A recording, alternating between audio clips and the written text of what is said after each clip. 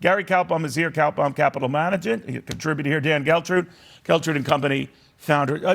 I'm delighted guys are going to be with me here a little while. So if I can, Dan, with you on this Santa Claus rally that is limping along, do you buy the whole Santa Claus rally thing and that it does materialize a lot more often than not, a little dicier this year? Should that alone worry us?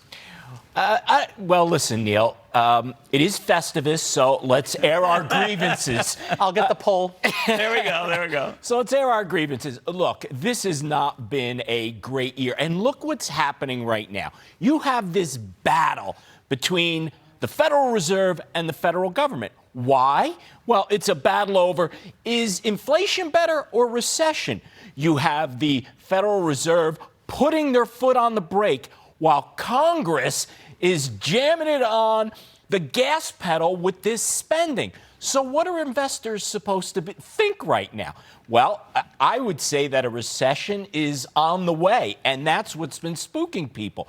However, now Congress turns around and says, we're going to spend $1.7 trillion while we're going to pump demand back up. You know, it's funny, too, when you think about that, Gary, and he's right. I mean, the Federal Reserve is mopping up any of that extra money around there, tightening it or getting rid of it faster than it can. But like a vacuum that's churning it back right at you, it has to deal with what Congress is doing with this, $1.65 trillion plan.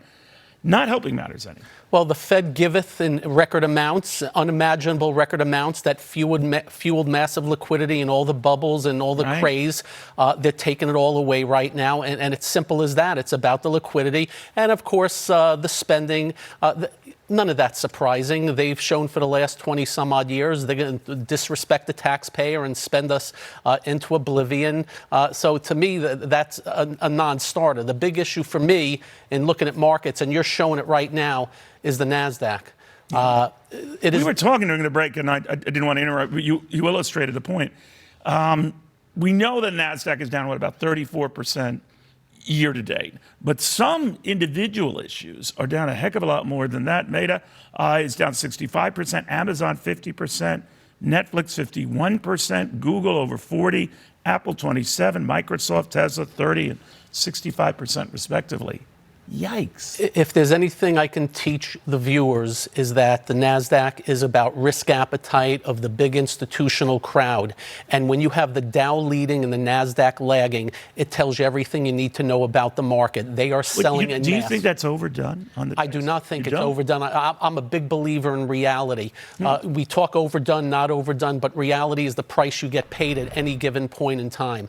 And I am really worried about the first quarter and the NASDAQ dropping 50% from the highs down to 8,000 because if you notice, even this week, it can't even get ahead of steam. The NASDAQ's down pretty decently while the Dow is up. It is telling you that the money is flowing into boring Procter & Gamble's and Johnson & Johnson's and out of the what I call the risk appetite, anything with growth. Now, keep in mind, there's two parts of this.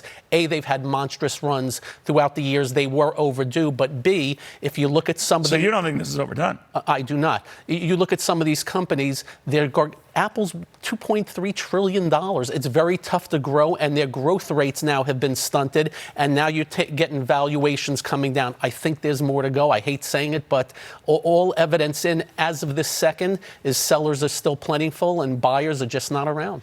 You know, Neil, it's a funny thing, right? When you look at the market and say, what you were buying a year ago, now it's on sale for 50%, and you're not interested? So, you really have to make the adjustment. Well, some people regret that. Will people be looking at this, my gosh, I could have gotten Amazon when it was 60% off? Well, timing is everything in the market, of course, but all I'm saying is... But he's saying that the time is not now to exercise that timing.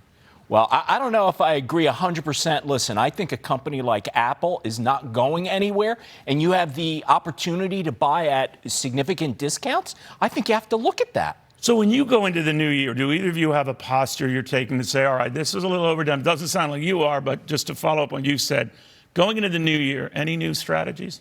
I'm not changing my strategy, Neil, for what I just said. There are companies that I had been buying. Now they're at a discount. Why would I change? That's my philosophy on this. What about looking at the market aggregates themselves? Dow, S&P, NASDAQ, I know it's a little different case. would you buy them as an aggregate? Yeah, actually, I would. Really? Yeah, I would. Not. You would not